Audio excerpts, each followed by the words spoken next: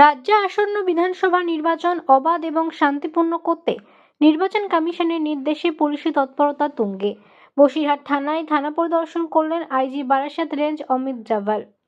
বসিরহাটের মহকুমার প্রতিটি থানায় গিয়ে নিরাপত্তা ব্যবস্থা এবং প্রস্তুতি খতিয়ে দেখেন তিনি।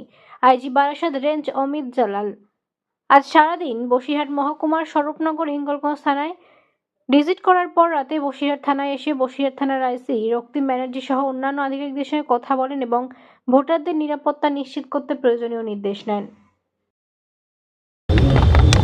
ইলেকশন অ্যানাউন্স হয়ে গেছে।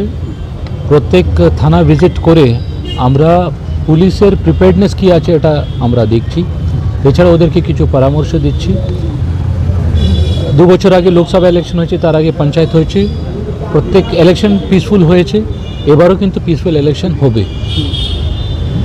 ভয়শূন্য একটা বাতাবরণ আমরা সৃষ্টি করার চেষ্টা করছি। এখানে কোথাও কোনো ভোটারকে কোনো অসুবিধা না হয় এটা আমরা দেখছি। কোনো ধরনের ইনফ্লুয়েন্স বা ইন্টিমিডেশন, ভয় দেখানো বা কোনো হিংসার কোনো জায়গা নেই।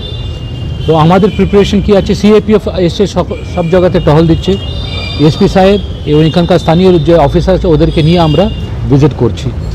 অনেক ভিআইপি ভিজিট হবে, অনেক পলিটিক্যাল ক্যাম্পেন হবে, মিটিং মিছিল হবে। ওদের নিরাপত্তা, মানুষের নিরাপত্তা এবং পলিটিক্যাল পার্টি যারা আসছে, যারা মিটিং করছে, ওদের নিরাপত্তা কীভাবে আমরা সুনিশ্চিত করব এসব কিছু আলোচনা করছি। ওদেরকে পরামর্শ দিচ্ছি এবং ওদের কোনো বড় অ্যারেঞ্জমেন্ট যদি লাগলে আমরাও প্রস্তুত থাকবো। এই বিশ্বাসটা দেওয়ার জন্য আমরা প্রত্যেক থানায় যাচ্ছি।